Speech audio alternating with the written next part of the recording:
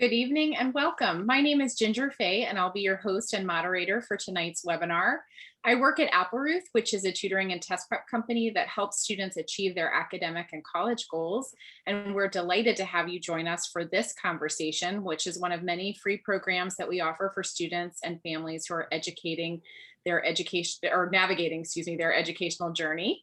And if you are ready to get started with standardized testing, and you're interested in saving money, now is a really good time to do that because we just launched our summer sale that will be running through the end of June. If you sign up with us for an SAT or ACT prep package, or if you want to get ahead for the school year and sign up for an academic tutoring package, we will be delighted to offer you some bonus hours that you can use with your tutor. So let us know if we can be of help with that. And tonight we are joined by a very special guest, Stuart Canzeri, who is the founder of PEACHTREE College Planning. And he's going to walk us through the 4 primary ways to save on college costs. Stuart has worked in the financial and college planning arena for more than 15 years. He received a Bachelor of Arts in Communication from Tulane University, an MBA from Mercer University, and financial planner certification from the University of Georgia's Terry School of Business, which is to say he is highly qualified in this space and a really wonderful colleague who has great ideas and information and strategies for you. So get your pencils out and feel free to take some good notes, but we will be glad to share this presentation, both the slides that Stuart's going to present tonight, as well as a recording of this conversation. We'll send it to everyone who is registered, hopefully tomorrow. But if you've got questions tonight, Stuart is here to answer them. So feel free to pop them into the Q&A box as they occur to you, and we will try and cover as many different questions and topics as we can squeeze into the next hour. You are in great hands tonight, so I'm going to let Stuart take it from here, and I will be here to moderate when we get to the question and answer session. Stuart, thanks. Great, thank you, Ginger. With that introduction, I really don't need to say anything about myself other than we are supported by a tremendous team of people across the universe of the college space, as well as the financial and tax planning space. That's what allows us to get you the most recent, relevant, and important data for you and your families to make the most informed decisions as it relates primarily around saving for the cost of college.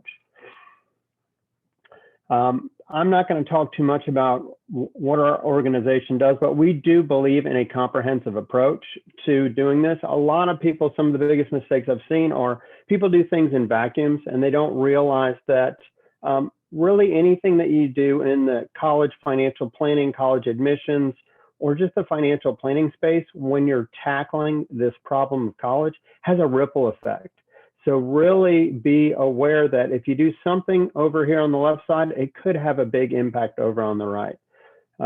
We've had tremendous success over, especially with our last 3 classes of families and students, with saving on the cost and helping these families getting into some of the best colleges. So again, we've got a great sampling of different information on how to save on the cost from a wide array of schools. So just some current trends that we're seeing, really want to keep you up to date. With the current pandemic, or kind of coming out of it, we're still seeing state funding decrease for a lot of institutions out there. That has a big impact on many families because your first choice, because of state scholarship programs, are your in-state options, which are great. You are seeing some cost increases there. Now, you're not seeing it at the tuition level, but you're seeing it places you don't think about. Student fees, room and board, books and meal plan. One thing that we've seen is how schools actually are using waitlist practices this year to really shore up what I believe is the finances. Ginger might disagree with me, but also to make sure they get the proper enrollment that they need to run that university. So what you're seeing is they're adding a lot more students to the waitlist. One thing, this can be very expensive for many families because those students that get admitted from the waitlist tend to be full pay, or that has been our experience this year. Test optional. And again, I'm not going to steal Appleruth's thunder here, but I will tell you this from what we have learned. Okay, test optional is not test blind, and test scores do matter. So I'll leave it there and let them kind of educate you in the future on that. But that is something that I've seen a lot of people make a huge mistake and really costs families a lot. I have a great case study with triplets this year that really can prove that point. Application numbers, even though they've gone down a little bit this year, still what we're seeing of many students are applying to more than 7 institutions. And that puts a lot of pressure on admissions offices. So how they select students has changed and evolved. One great thing are the majority of private schools discount, and most families don't realize that. So 94% of all those private schools discount. The average discount is 46%. We are still seeing that trend continue. Some schools, however, have some issues with their financial balance sheets, and some of those schools we didn't see big discounts like we have in years past. Enrollment management, folks, colleges operate like a business. They have a practice called enrollment management where they use their funds to shape an incoming class. So understanding these trends can really get you ahead of everybody else at your high school. And these things can help you, again, find your dream college, but most importantly, save on the cost. Now, we are in a student debt crisis. 7 to 10 families graduate with student loan debt. And here is why. They don't follow some of the things that we're going to tell you tonight. And what they do is they make the common mistakes that so many families make. And I'll tell you this, folks, 7 to 10 families should not have student loan debt. It should be 3 to 10. So our goal is to help you figure out how to get a debt-free degree, because we don't want you to be one of these statistics.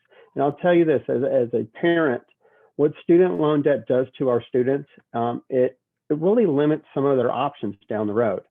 So again, I don't want you to be a statistic. I want to take you to take the things that you learned tonight to shoot for that debt-free degree. Look, the problem is more than the cost of college. Most people, focus here. Okay, yes, college is expensive, and college is going to be expensive wherever you go. But one thing, the game has changed, folks. And here's where so many people make a mistake. Look, we all probably went to school in the 80s. I know I did, 87, early 90s, most of us, if we got the opportunity to go to college. Let's be honest, it was easy. Apply, it was $700, pick 3 schools. You probably got into 2 of the 3, if not all 3.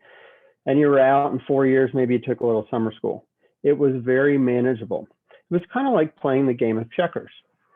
Unfortunately, today, it's like playing the game of chess. And here's what happens. We assume it's the same because the game board looks the same. Still the same process. Pick schools, apply to schools, fill out applications, do essays. Again, these assumptions can cost you. So again, folks, when we were in school, the game was checkers. It is now chess. That is one of the reasons college has become so expensive. Additionally, colleges operate like business. Okay, they have to. Think of what it costs to run a university. It is incredibly expensive. They have to shape an incoming class. They have to get net tuition revenue. They have to achieve certain objectives of the school to run efficiently and properly. Now, they will focus on something called enrollment management. It's how schools use their money to shape an incoming class. It goes a little deeper than that. But again, I want you to just get the basics. If you understand this, you'll really level the playing field. Now, what I have seen at a lot of industry conventions lately is something that I'm happy about. There is more of a focus on the financial side. For so many years, the college admissions process was solely focused on one side of the coin. It was the academic side, okay, the admissions part of this. Really, in today, with the cost of college, you need to approach this. It is a two-sided coin. It's the academic, but it's also the financial. Another area of focus is, are you focused on the starting line? Or are you focused on the finish line? Is this about getting into college, or is this about setting your student up for success? So Stephen Covey had it right. Begin with the end in mind. So again, is it a college focus or a career focus? There's really 2 approaches to this, and how your family approaches it can save you a lot of money, or it can cost you a lot of money. There are other factors in when you take the wrong approach. Now, the famous myth here, the unicorn college. It's kind of, I always say, it's like your soulmate. I'm a big believer in there's not just one right person for everybody, because if there was and somebody got it wrong, well, it would throw off the whole universe. The same thing is true here for college. There's not just one mythical unicorn college that is going to be the best. Folks, we're talking about an undergraduate education. There are so many great opportunities, and especially if you focus on that career, think about it, business. There are so many great options out there for students. It's not just going to be one. I think a lot of independent educational consultants, they really like the idea of the dream college, and I love it too. But there are dream colleges. So again, that unicorn college, it might be out there, but I think for the majority of us, I don't want you to think there's a one and only. Now, there's a real cost of college in terms of dollars, but not just the actual dollar that you're going to pay. You've got to factor this too. There is a tax cost of college. For most families, you are paying with after-tax dollars. So you've got to earn $140,000 to pay for an education that's $115,000. Additionally, anytime you overpay, not only do you lose that dollar, but you also lose the opportunity cost on that dollar. What could that dollar do for your future? So again, there are three real costs of college. So that's why I want you to save, because not only are you going to recapture that dollar, but then you can get a lost opportunity cost. Look, I've been in financial services for 20 years, and I'll tell you, it scared me when I did the CFP that people aren't talking about paying for college as a retirement problem. It's probably the second biggest retirement problem behind taxes. And here's why. Many people will not do this properly. And for many people, it actually will destroy their retirement. It will destroy everything that that family's worked toward. For some of them, it will derail it, meaning I hear this all the time. We'll figure it out, Stuart. I'll just have to work a few more years, okay? I know that's not what you worked 20 years of your life for. And for those of you that say, Stuart, I'm fine, I've got the whole thing paid for. Well, think of it. You're basically devaluing your retirement, because if you overspend on college, that's money that you could have had for another financial goal in retirement or something else for your students. So again, it's a big retirement problem. I want you to think of that as you build your overall college funding and college financial plan. Now, I'll tell you this, again, as a financial advisor that works with college-bound families, our industry does not do the service that many families need.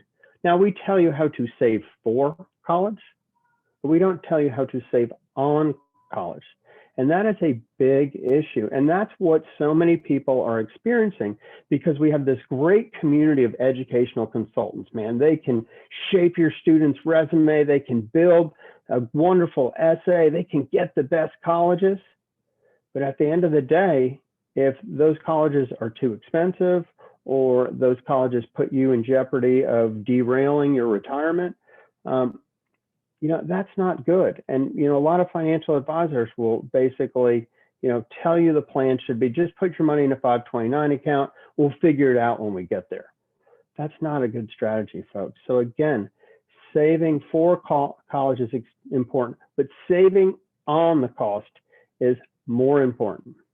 And how do you do that? Well, you do that by understanding what I call the 4 cornerstones. This is how you save on college. So cornerstone 1 is college selection. Cornerstone 2 is financial aid. Cornerstone 3 is college funding and financial planning, and scholarships and other saving strategies. Now, we're going to talk about 4 cornerstones. There are about 4,000 strategies underneath each one of these where you can save on the cost. I always say, folks, this is as unique as your fingerprint. For everyone, there are going to be great strategies. Now, some of these are going to seem basic for some of you. We'll go through the more advanced ones later on. But let's jump into some of the basics of college selection in terms of how you save on the cost. Also, as you look at saving on the cost, there's two ways to save. First and foremost, there's not making the mistakes that cost you money. So a lot of tonight's presentation is going to be talking about the mistakes. And I'm sorry, I'm going to be negative Nelly about that, but that's so important. The other part is you're going to have a bill to pay. So we want to lessen that bill as much as possible. So as we look through, we're going to talk primarily about mistakes about college selection, about college financial aid, talk a little bit about the college funding, but how we actually shave those ultimate costs, we're going to talk a lot about in the scholarships and cost saving strategies. So again, as you guys have questions, please put those in the Q&A. All right, so let's jump right in here. All right, where do we start? That is one of the biggest issues that most people always ask, but they don't understand that it has a big impact on cost. Many people start with the chicken, which I call is selecting schools. Well, a lot of families really should start with the egg, the financial side of college, because that will help them select schools.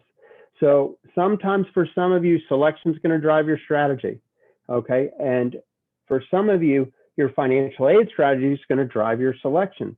So again, it's that college planning paradox. Where do I start? Am I the chicken or the egg? Understanding your starting point can really save you thousands of dollars. Ginger hates that slide. I can tell by the look on her face. Also, how we let students and how we as parents pick schools can make things really expensive. And sorry, I've got a dog in the background and a 3 and a 6-year-old who are looking for me. They think we're playing hide and seek, so hopefully they won't interrupt us. But as our students, again, folks, we want to make this our students' journey, but as parents, we have to control the process, because this selection, how students do it for the most part, will be very expensive. Picking a school because all your friends are going there, not the best option. Following your boyfriend, girlfriend, that's really dangerous. I'm in the South. I hear a lot of this, sports teams are very important. Football is a big deal. We're in the Northeast. Lacrosse could be a big thing. And I just wanted to say that because Duke got beat. Sorry, Jen.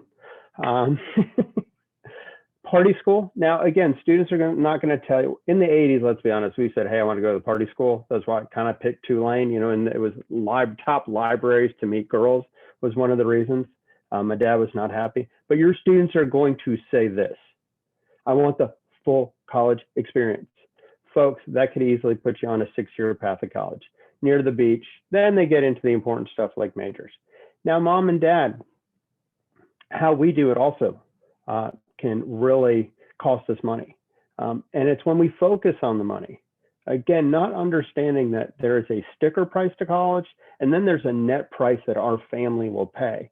I see so many families rule out of school because of that sticker price, because it's so high, not understanding through some of the things we'll discuss today that their net cost actually could be significantly lower. Now, another one is what I call cocktail conversation or brand name college. Look, I would love to be able to, hey, drink my iced tea here at a cocktail party and say, hey, my kid's going to Harvard, my other one's going to Yale, the other one's going to Vanderbilt. Again, not necessarily the best reason to pick a school. And a lot of people do it. We put a lot of pressure on our kids. And for families, I want you to think you can get the best school, and it can be a brand name college, but you really want to focus on fit first. And a lot of times you get the brand name when you do that. Again, proximity for a lot of families. I went there. I see that here at Georgia Tech in Atlanta. A lot of parents we work with went to Tech, and they want their kids to go to Tech. So they put a lot of pressure on them to go there. And again, that can cost you money because it might not be an academic fit for the student. When a school isn't an academic fit for the student, it takes them much longer to finish. So again, the I went there can really hurt you. And of course, there are a few others. One thing is time in college. A lot of kids don't graduate. I still, find this hard to believe, but the National Center for Education Statistics says the average student in this country doesn't graduate on time. Whether you believe that or not, I can tell you this, a lot of students don't graduate on time. And there's a reason for it. And it comes down to selection. A lot of times it's not the career pathway.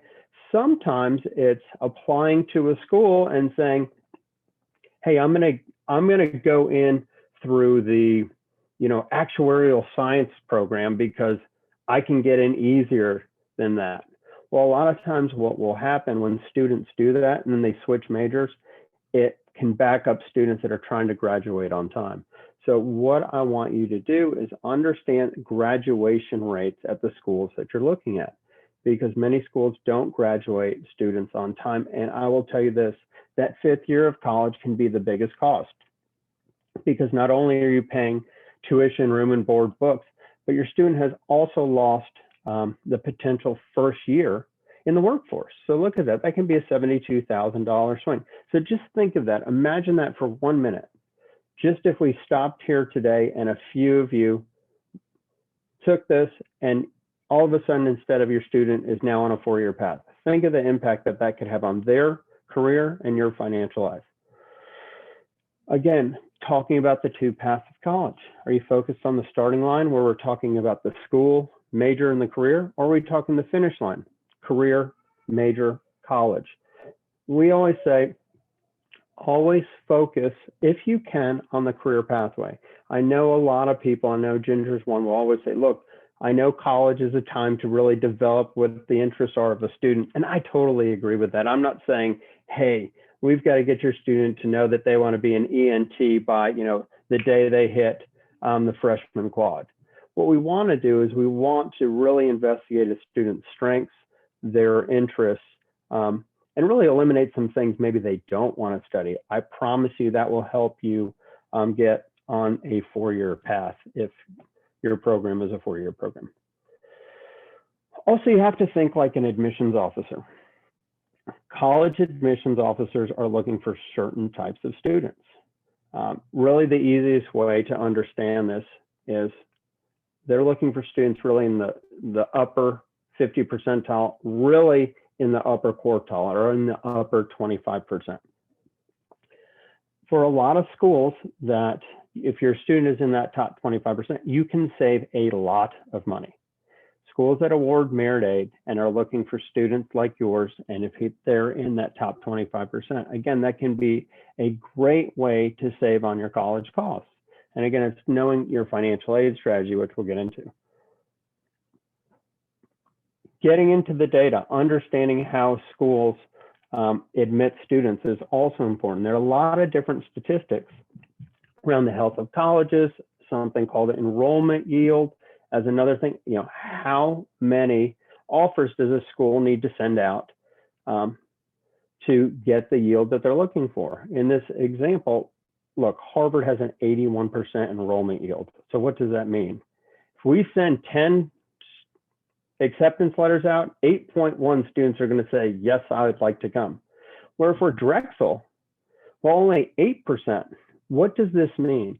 Well, what this means is if you look at a school like American Northeastern and Drexel, they have a harder time getting students. And a lot of times they will have to use merit dollars, discounting to get students, sometimes over the finish line, sometimes get them to consider their college as their first 3. So for a lot of families, looking at this number right here can really help you save on the cost if you're looking at specific colleges that are a fit. And then again, focus on that career pathway, because honestly, a business major at American Northeastern or Drexel, at the end of the day, you're going to have the same result. You'll have a great education in a good field, you're going to get a job. But if Drexel is going to give you an extra $7,000 to come there, why not? Cost of attendance, I probably should have put this at the beginning, but not understanding all the costs that actually go into that sticker price. Most families think of or read, oh, tuition's only X amount of dollars, or hey, I'm looking at public schools and I know my public college in-state's $20,000 or $30,000. So I assume that all public colleges around are probably on par with mine. You know, a lot of times your out-of-state options are more expensive at the public level because they give discounts to in-state students. I'll give you a classic example here. Auburn, you know, the in-state tuition price is $31,000, where the out-of-state price is $49,000 or $48,000, depending on, you know, what room and board plan you pick. But think about it. Do you think Auburn wants out-of-state students? Now, there's ways to lower these costs using financial aid strategy. But again, you've got to understand the sticker price first, and then you can understand the net cost. Now, one of my favorite things is what I will call a tuition exchange program. In the South, we call it the Academic Common Marketplace. Really what it is, it's a reciprocity agreement that a lot of states have with one another, that if their school doesn't offer a major, and the other school does that's out of state, they'll honor an in-state price. Now, it's a little different from region to region. I'm really talking about the Academic Common Marketplace, but depending on where you are in the country, I know we have people from across that, this is something to really investigate because it can give you a significant savings. Now, there are application strategies too that can save you a lot of money, or really can, you know, you can make a big error and cost yourself. I give you a classic example every year. I had it this year. Early decision. Early decision at some schools can really increase your admission chances. At some, it's not as significant as you might think. With early decision, it is binding at the majority of schools. Now, there's some, you can still apply to your state state public institutions. But at the end of the day, early decision locks you in. So for some families, it decreases any leverage you have with potentially negotiating awards down the road. It basically says to the college, hey, I want to get married. And really, to me, the best students for early decision are going to be ones that are full pay and know they're full pay, or the students that know that they are eligible for a lot of need-based aid. But this happens every year, folks. Students and families will apply early decision. They will have not figured out what their net costs are, and they have a very gifted student. But unfortunately, their financial profile doesn't make them eligible for need-based aid. And a lot of schools that students apply to early decision only award need-based aid, meaning they don't give merit-based aid. So now this family is stuck with this situation where, wow, they got in, but now they're looking at NYU and it's $80,000 a year. And they thought that, well, they had an incredibly gifted student that they'd get merit aid. So again, early decision can be a great opportunity for some. It can be a disaster for others. Really, I always say you have to know your expected family contribution. You have to know how a school awards aid, and you have to know your financial aid strategy before you apply early decision. Now, early action, regular enrolling admissions can be tremendous opportunities. I like early action because sometimes it does increase your leverage if you apply to schools that compete for students like you. So that could be a great opportunity. With regular enrolling admissions, especially at the end, every year after May 1st, there is always a report out of schools that still need students.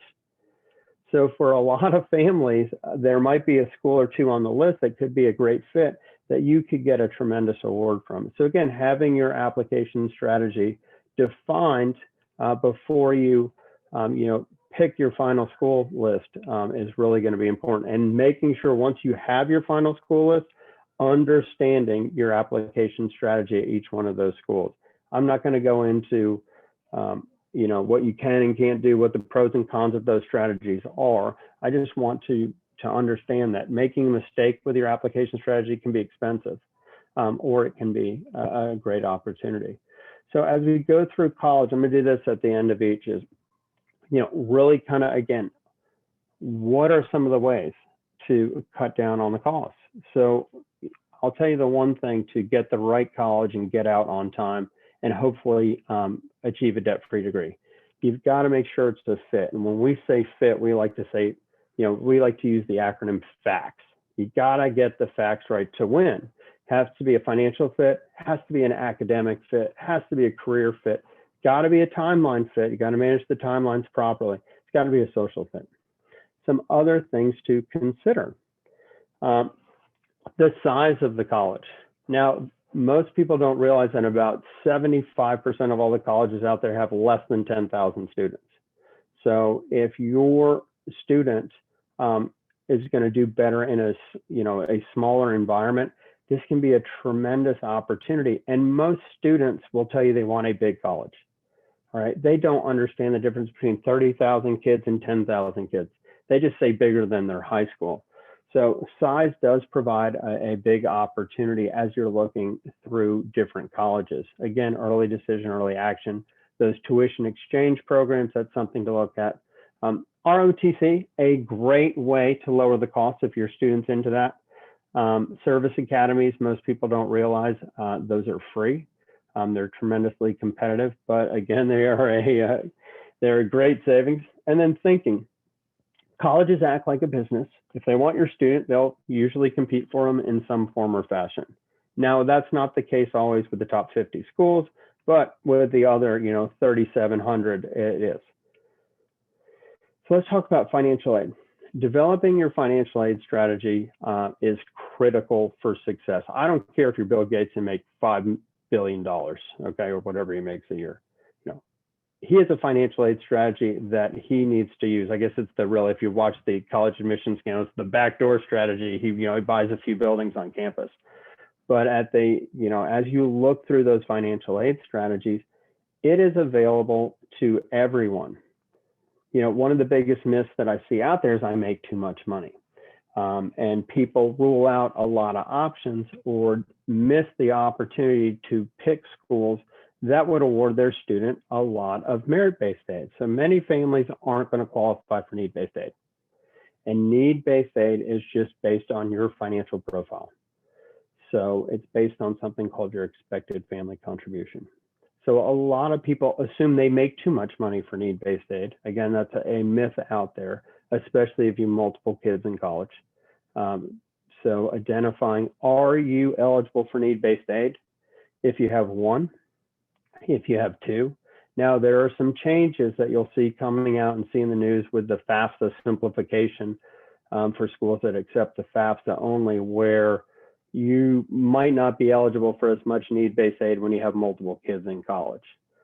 Now, for other colleges that might take the CSS profile form, that will still be an option, is what we're hearing out there. So again, understanding, are you a family that's eligible for merit-based aid? Are you eligible for need-based aid? And please don't make the assumption that you make too much, especially if multiple kids in college. So how do you figure out, what's the starting point of figuring out your financial aid strategy? It's understanding something called your expected family contribution. And all that is a number. It's a number that schools use as a guidepost to say you're either eligible for need-based aid at their school or you're not. It's very important to make sure that when you file the forms that you get your expected family contribution, you hold on to it till the end, because if you are awarded need-based aid, it's going to be very important to ask the schools in their award letters what your EFC was. I see a lot of differences over the years there. And, sometimes you can go back to the school and ask to appeal their EFC versus the EFC you might have gotten on the FAFSA or the CSS profile. What you'll see in 2023 is the expected family contributions name is going to change to the Student Aid Index. And, there's a reason for that. They felt expected family contribution was somewhat confusing. Again, that's kind of getting into the weeds, but really that's the starting point. All your EFC is a formula based on 2 financial aid forms based on 3 financial aid formulas. So one form actually uses 2 financial aid formulas. Again, it's a starting point. And that starting point is going to really help you identify, are you eligible for need-based aid? If not, merit-based aid. And then you can look at selecting schools where you can save. So for those of you that feel like you're eligible for need-based aid or are unsure, The two primary components are a parent contribution and a student contribution. How you have your assets arranged in the parent side and the student side can make a big impact. A lot of schools will look at a student asset and they'll give it a 20% weight. So if a student's been saving for a car and they got $10,000, well, some schools are going to say, oh, 10,000 bucks. Well, you've got an extra $2,000 a year that we're going to put to your expected family contribution. Where if that $10,000 was in the parent's name, well, it only increased your expected family contribution $500.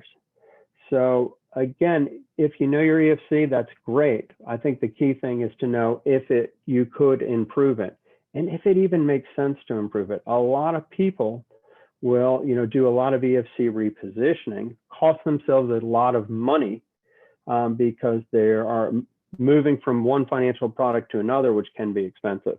And based on your selection, sometimes it doesn't even matter because those schools don't award need-based aid. So again, understanding there's a parent contribution and a student contribution. I always like families to get two different EFCs before they start going to maybe the FAFSA forecaster as one option to get your EFC. And I also say, we've got something called the College Money Report, which is a great tool, which will give you your EFC as well. Again, having those things will be a great starting point. Understanding how assets go into the formula can be important. So for those of you that are eligible for need-based aid, certain assets will really hurt you. Certain assets have no impact at all. So understanding that can save you a lot of money. For some of you, you can move things around efficiently without a cost, and it could put you in a better position. That is a big way a lot of people save. It's also a big way a lot of people get conned to buy financial products which aren't in their best interest. So if anybody's giving you financial strategies, please make sure they're a fiduciary. That's kind of that's really important. Those people have to give you advice that's in your best interest, which should really be the creed of anybody in finance, but unfortunately it's not. And again, understanding the forms, understanding the power of those forms, and a simple mistake can really make a big difference. This is a classic example. When you have multiple kids in college, your EFC will drop, at least currently under the current FAFSA and CSS profile guidelines. Those things could change coming up. But a lot of people don't understand this, and they make errors because you don't fill out the financial aid forms every day. Now, merit aid. If you aren't eligible for need-based aid, guess what? You're eligible for merit-based aid. A lot of schools award merit-based aid. Here's one thing to note. 83 schools in the country do not award any merit-based aid, okay? And if they do, it's less than 2,500, or you have to be a super rock star athlete at that school. But this is a big missed opportunity for a lot of people who make a lot of money. They don't understand how the merit aid process works, and they don't maximize their situation. And for most of them, people just assume, hey, I'm going to be full pay. Now, at families that can get merit aid at the schools that they're looking at, it comes in 3 different buckets. Merit aid's great because it doesn't have to be repaid. And schools will either give it to you in a grid or automatic way, meaning you'll submit your application, be based on a GPA and a test score. This year at some schools, it's just on a GPA and course rigor, and they're going to give you a set amount. Some schools will actually package awards to get your student there. Remember, thinking like an admissions officer where your student's in the top 25%. Those schools, if they do award merit aid, they want your student. That's how they're going to incentivize that student to get there. Most schools also have competitive merit awards. And also there are a lot of department level awards. One of the things I see a lot of people miss out on are the competitive deadlines. So they'll go to a school like Auburn or Alabama. That school will award you based on your GPA and your test score, X amount of dollars. Well, they assume now that they're also enrolled for every other scholarship the school has to offer. And that's not the case. A lot of schools will have competitive awards that your student does have to apply for that tend to usually the timeline for those are around your early decision or early action deadline. So again, a lot of people miss those because they're going regular admissions at those schools. Why is test prep so important? I'll tell you, because it really can give you one of the best returns on investment. I'll give you a classic example for a lot of our families in the Southeast. A lot of this big public institutions that they go to award grid scholarships. So again, this is a simple grid, the University of Alabama. It's last year, it might not be fully updated. But let's look at the difference. If your student has a 3.5 GPA and a 28, okay, on the ACT, they're gonna get $4,000 bucks. Look at that, 1 point. That is $9,000. Oh, but we're in college, so it's 4 years. So that's 36 grand. Think about that. As a financial advisor, to me, that's the best return on investment. I always say working with us will give you the best return on investment. But you know, as you look, especially at schools like this that award purely on these types of things, it can be significant. Look at that, going from a 28 to a 30. That's $13,000. What you're going to pay for any test prep is going to give you 10, 20, you know, X return on that. Again, some of the best money that can be spent. So where the magic really happens is understanding your EFC and understanding your student's academic profile. Because when you marry the two, you're going to fit into one of these 4 quadrants. And this is going to help you with your selection strategy as well as your cost saving strategy. You're going to all get these slides so you guys don't have to take pictures on your computer screens, and you'll get to see this. But for everybody, there is a strategy for selection as well as savings. It's just different. So what you have to know, again, can I improve my financial position and can I improve my student's academic position? Because will I move myself into one of these quadrants? Because that could change your whole approach to selecting and saving on college.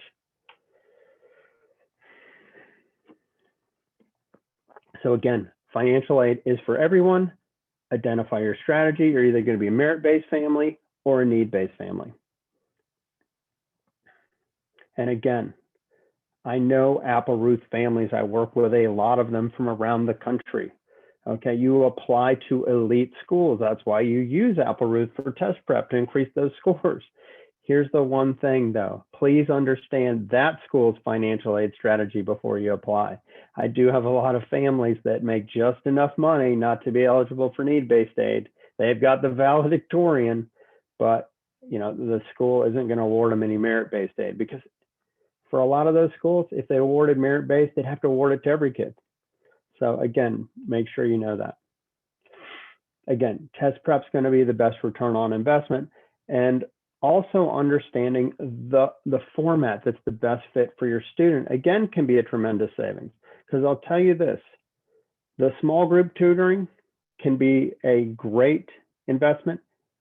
A lot of kids, the private tutoring is the better approach. And you guys know your students. But again, this is going to get you probably one of the best returns on investments in savings that's out there. So again, test prep, understanding your financial aid strategy, understanding the formulas is important. We will have a follow-up for everyone in terms of the financial aid, get a little deeper, hopefully with Apple Ruth, but we do have them. If you go to our website as well, you can sign up for, we've got a summer series.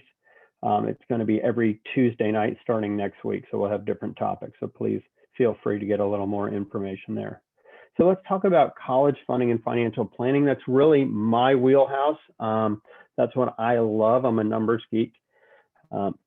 So as you look at this, one of the mistakes people don't make, they don't know before they go. They don't know the 4-year costs. They get themselves into a jam. And I promise you this is emotional. Think about it. It's the most emotional time because we're talking about our student success.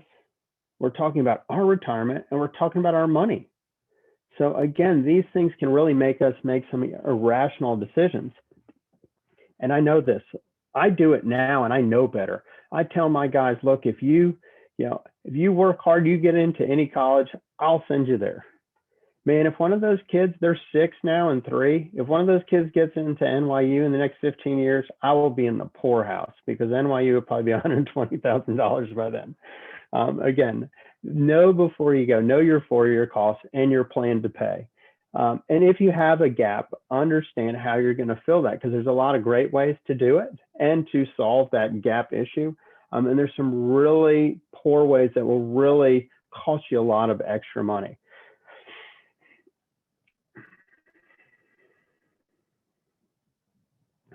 So, doing it the right way counts.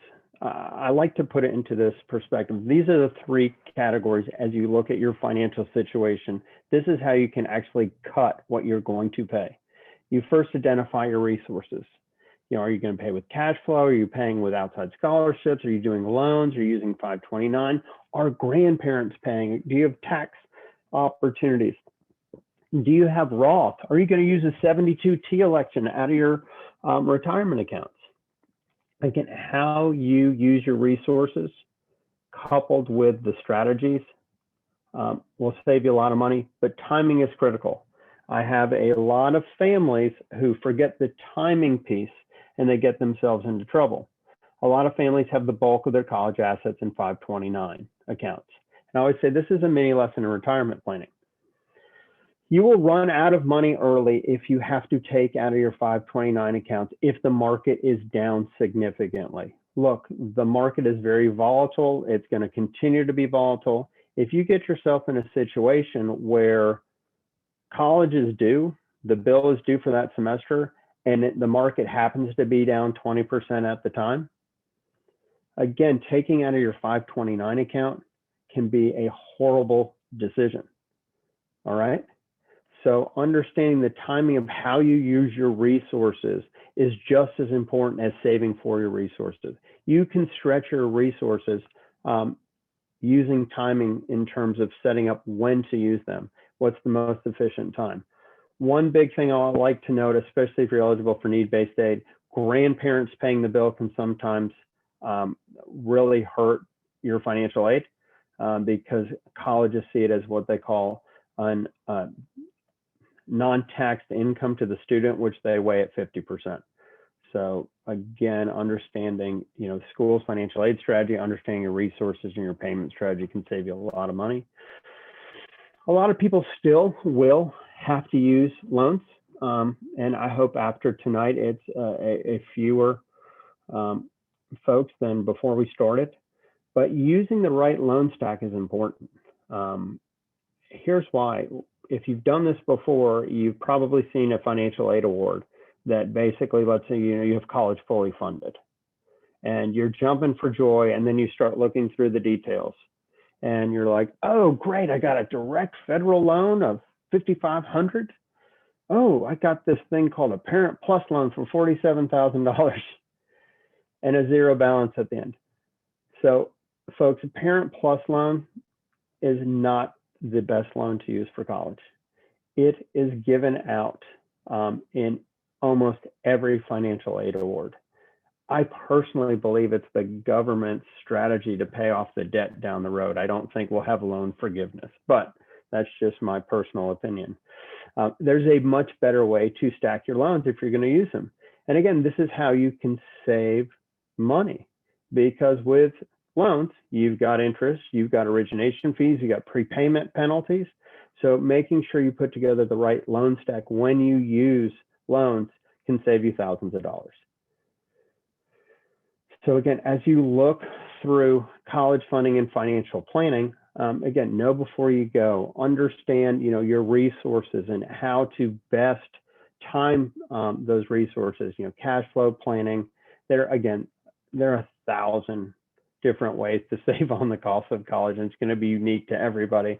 But I just really want you to kind of get in the framework of thinking about the 4 cornerstones and then understanding your situation a little better and investigating, do you have opportunities in each cornerstone? So let's talk about one that so many families talk to me about every day, and that's outside scholarships. Now, I love outside scholarships. It's free money. what you have to understand about outside scholarships is, how does a school look at outside scholarships? Because most of the money out there actually comes from the institutions themselves. So everybody thinks it comes from outside scholarships. That's where everybody starts with saving money. Let me investigate outside scholarships. Then they start seeing some of the websites and they're like, oh, I'll forget about that. Let me now focus on the college admissions process. And then it's, March and April, and they're like, oh, now I need some scholarships. So again, if you're going to use outside scholarships, understand what, the timing of those. Chat, is that hurry up? Okay. Ginger's telling me to hurry up. I'd talk your ears off if you guys would let me, but she will not. So she is a good steward of your time. So you should thank her. So again, as you look at the money, first start at the institution, then focus on private scholarships, and understand that for most families, that athletic scholarship really isn't there because it's about 1% of the funding pool. If you want to start with scholarships, I'm a big fan, and this is from Ginger, so I won't steal her thunder. Going Merry is actually one of the best sites I've seen out there. So they do a tremendous job, and it's Going Merry, like Merry Christmas, not Mary, the person. So again, a good tool. So we will, I'm frozen, Ginger, come on. All right, here we go. So for many of you, using tax strategies is a tremendous opportunity, especially if you're a small business owner or you have investment real estate.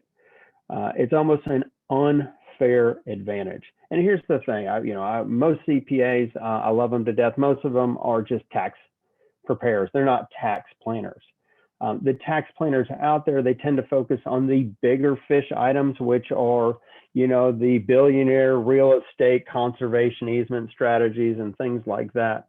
But there's a whole host of tax strategies, especially for small business owners, that you can utilize to really cut down on your costs.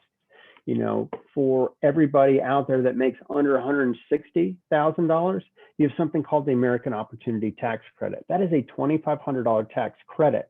And remember, tax credits dollar for dollar. I'll fly through these. There are asset gifting strategies that a lot of business owners can use. There are income shifting business owner strategies. And there are the old tax scholarships, or the Section 127 tuition reimbursement plans. I like to say that because it makes me sound like I'm a tax professional. I am not a CPA, and I did not sleep at a Holiday Inn last night. So again, these are all things to investigate with your CPA. So again, understanding which financial aid strategies that you can use. So again, there's so many opportunities out there for everybody. Again, I could talk 3 days on the topic on the 4 ways to save. So really, in closing, really your next move really depends on where you are in the process. For everybody out there, I offer a free 20-minute strategy call, and you will get that in the follow-up webinar.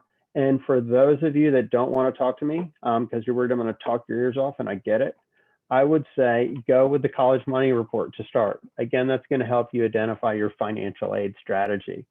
And so again, you'll find all this information coming up. And most importantly, again, honestly, I don't say this because they have me on here. Really, the best return on investment is always going to be test prep. So if you're in the market, 'tis the season to buy. So with that, we'll open up for some Q&A.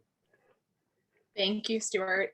We do have several questions, so we've got kind of lightning round we got to jump through. So one question was, will applying early decision cut down on the award for merit aid? Is it a bad strategy to apply early decision if you're seeking merit aid? I hate to, I want to sound like an attorney. It depends. It really depends on the school. What have you found, Ginger? I know you've closed with a lot of admissions folks around the country. Some schools that will, some won't. Yeah, I would say if you're counting on merit scholarship to make college affordable, early decision is a problematic choice because you're locked in, right? If the student is admitted, you have to enroll. Like all good contracts, there is a way out, which is if the financial aid that you're awarded doesn't meet your family's financial needs, then you're not required to attend, but you withdraw altogether. You can't change your mind later. So it's quite heartbreaking all around. And it's not, the school would be just as likely to award a worthy student a merit scholarship early as they would regular, but you wouldn't have the advantage of being able to compare awards, financial aid awards or merit aid awards from multiple schools if you applied early decision. So it's not that the school will hold it against you and hold back money because they know you want to come. It's that you wouldn't be in a position to compare. And so that might be problematic. We had another question from a student about the GI Bill. Stuart, do you want to speak to that at all? Do you want me to talk about it? Yeah, so no, kind of generally, I'll just give you a 40,000 foot. Traditionally, the GI Bill will give you the in-state equivalent at a public school. Private schools will view it a little differently. So again, if you are eligible for that, I think the most important thing is at all the schools that you're looking at, talk to them about what that, how that will lower their costs. And if it is for all 4 years, it kind of depends on your credits and things. Super. There was a question about how to get that list of colleges that are still accepting applications after May 1st. And that list is compiled by NACAC, which is the National Association of College Admissions Counseling. And they maintain that list, and they do it every year. This year they published it before May 1st, and there were already 195 schools on it. I just checked it tonight, and there are 451. So there's always schools that are looking to enroll students at any point in the process. So it's, there's always a chance, there's always a place, always opportunities. So happy to share that resource. NACAC is a really great resource for students and families going through the process. It's nacac.org. Question for you, Stuart. Does a current home count as an asset?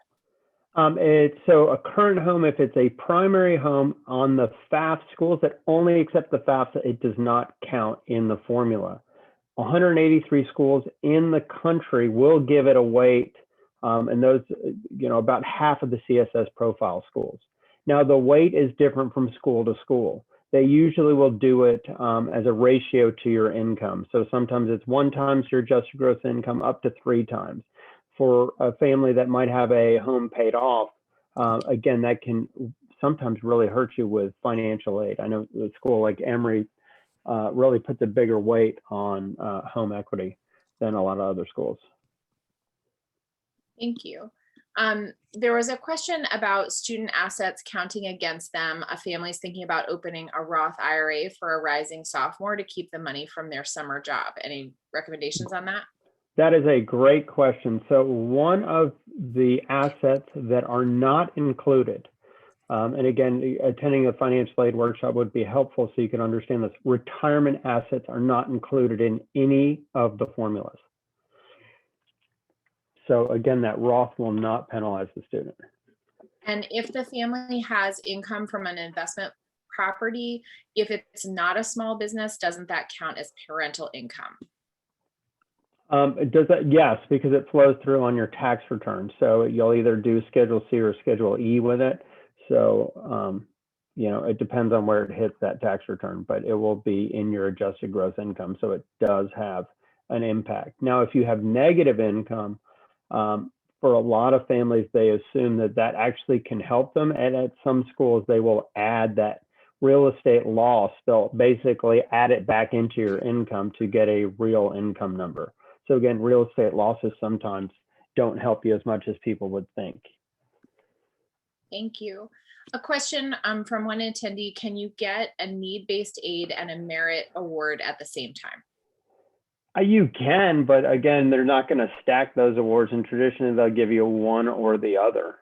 But so let me clarify that. So you will get a need-based award in terms of your federal loans as part of a package that might give you merit-based aid. So technically, yes, but in kind of the in the larger frame of things, you're really going to get one or the other. They're not going to stack. They're going to give you the bigger of the two. And it depends on what's going on behind the scenes with a school's resource pool. Great. Can you give any advice for a student who is already in college and has not received an award previously? Check first with your department level. Check with your financial aid office. So those would be the two places that I would go to tomorrow. And then the third place I would go is I would go to whoever decides who the resident advisors are. And I would make fast friends with them and try to become a resident advisor for my junior and senior year. So that way I could shave off all my housing costs. So, and that's great advice for freshmen.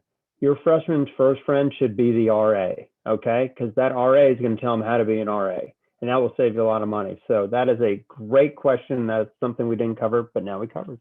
I'm so glad. One last question. Ming is asking, if my child is in the top half of a top high school like Bronx Science in New York, does that hurt her chances of getting merit aid? No, it doesn't hurt her chances at all. It just kind of really depends on the school. At some schools, she's going to be awarded merit aid, and some schools she might not. That's what's great about there being almost 4,000 colleges out there. There is money at every college for every type of student, and it's all about the fit. So making sure you get the fit right, and if part of that financial fit is developing a list of schools that would award your student merit aid, then that's awesome.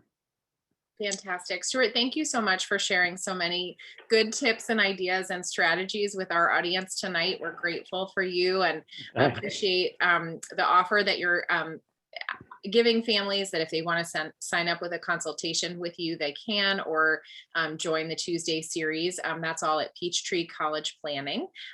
So feel free to Google that, and you'll receive, as we mentioned, a copy of the recording of tonight's presentation, as well as a copy of Stuart's slides if you have additional questions and want to reach out to him.